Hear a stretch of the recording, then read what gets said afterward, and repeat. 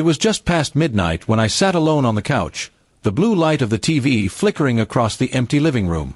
My phone buzzed, and I glanced down to see her message, "Don't wait for me." No explanation, no reason, just those 4 words. My heart sank a little. For the past few weeks, she'd been distant, always working late, always with that same tired smile when she got home. I wanted to believe her, I really did. But something inside me felt wrong that night. Her tone, her casual words, they didn't sound like my wife anymore. It wasn't just fatigue. It was detachment. So instead of going to bed, I grabbed my jacket, picked up my car keys, and decided to see where this work was keeping her until such late hours. The drive through the quiet streets felt endless. My heart pounded with every passing minute, torn between hope and dread. I reached her office building first, but her car wasn't there. I sat for a while, convincing myself she might have taken a ride home with someone or gone out with coworkers. Still, that gut feeling, the one that whispers when you already know the truth, wouldn't let me rest. So, I drove toward a place I'd once seen her mention in a conversation, a quiet street near a friend's house, on the other side of town. When I turned the corner, I froze. There it was. Her car, parked neatly in the driveway of a house I didn't recognize. The lights inside were dim, but I could see shadows moving. 2 of them. I didn't want to believe it. My hands trembled as I lifted my phone, recording a short video, her car, the house number, the faint silhouettes behind the curtains. My chest tightened as the seconds passed. At that moment, I realized I wasn't recording for revenge or proof. I was recording because I needed to face the truth later, when I'd start doubting myself again. It was 2:30 a.m. when I finally pressed send. The video went to her phone with a single message, "From your driveway." My heart raced as I watched the message status change, delivered, then seen. For the next 10 minutes, silence filled the car. Then, my phone started ringing. It was her. I didn't answer. I couldn't. The sound of her name flashing on the screen felt heavier than any argument we'd ever had. After the 5th call, she stopped.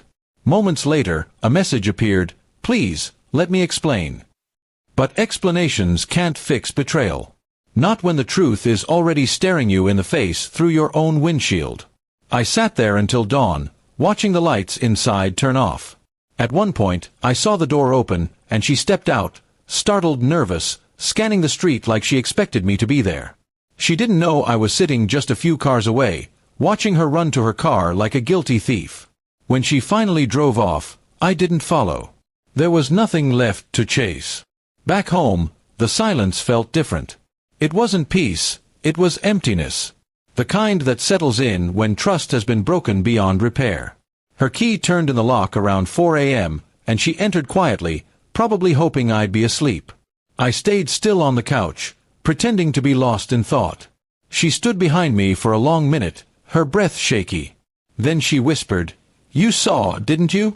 I didn't turn around. "I didn't need to see everything," I said softly. "Just enough." She broke down then, trying to explain, saying it was a mistake, that she felt lonely, that it didn't mean anything. But to me, everything about that night meant something. It meant the end of the man I used to be, the one who trusted her blindly. The next morning, I packed a small bag. No shouting, no dramatic scene. I just told her I needed space. She begged, cried, swore it would never happen again. But I knew forgiveness without trust is like building a house on sand.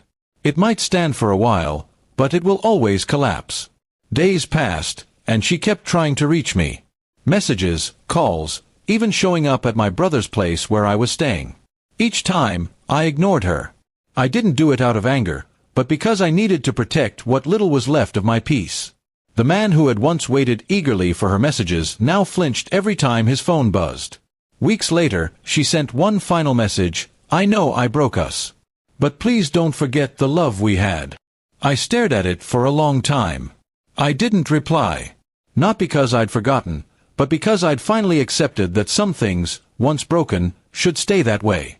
That night, I deleted the video from my phone. Not out of forgiveness, but to free myself from reliving that moment. I realized the true closure wasn't in proving her guilt, it was in walking away with my dignity intact. Sometimes, silence says everything words can't. And that was the last time I ever waited for her.